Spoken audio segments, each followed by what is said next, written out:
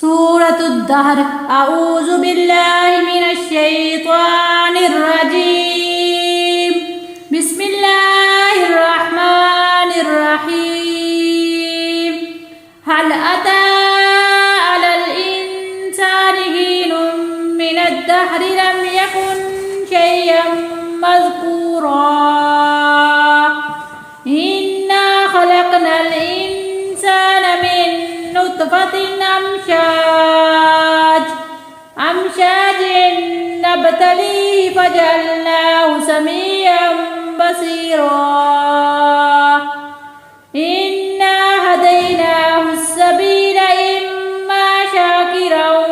وإما كفورا إنا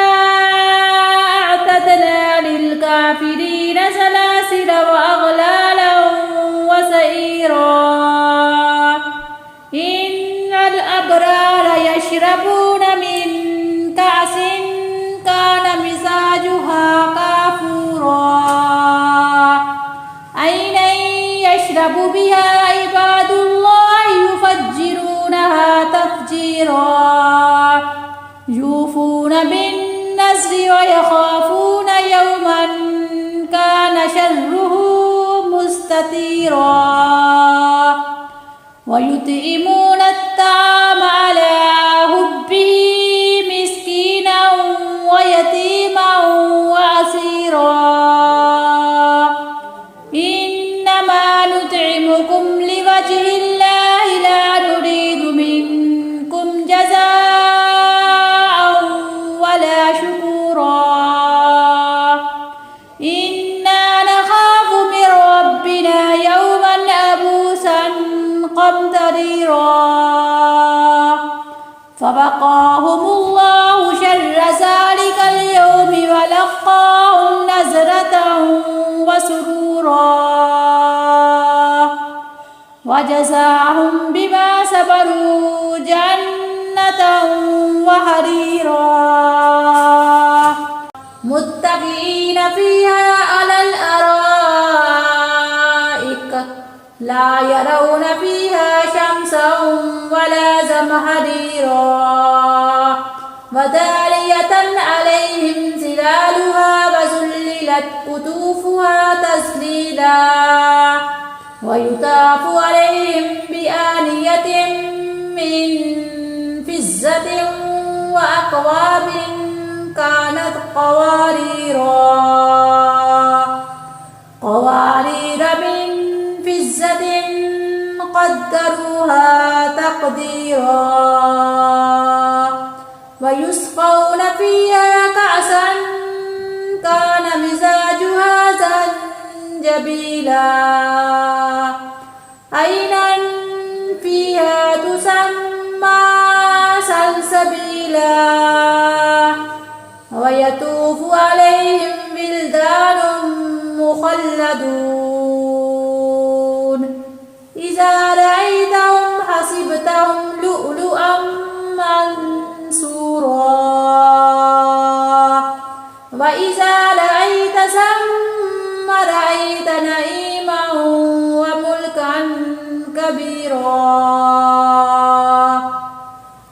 عاليهم ثياب سندس خضر واستبرق وهلوا أسابر من فضة وسقاهم ربهم شرابا طهورا إن هذا كان لكم جزاء وكان سعيكم مشكورا إنا نحن نزلنا عليك القرآن تنزيلا فاصبر لحكم ربك ولا تطع منهم آثما أو كفورا واذكر اسم ربك بكرة وأصيلا ومن الليل فاسجد له وسبحه ليلا طويلا إن هؤلاء يحبون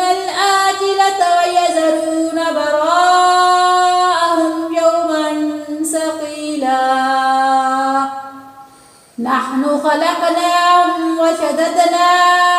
أسرهم وإذا شئنا بدلنا أمثالهم تبديلا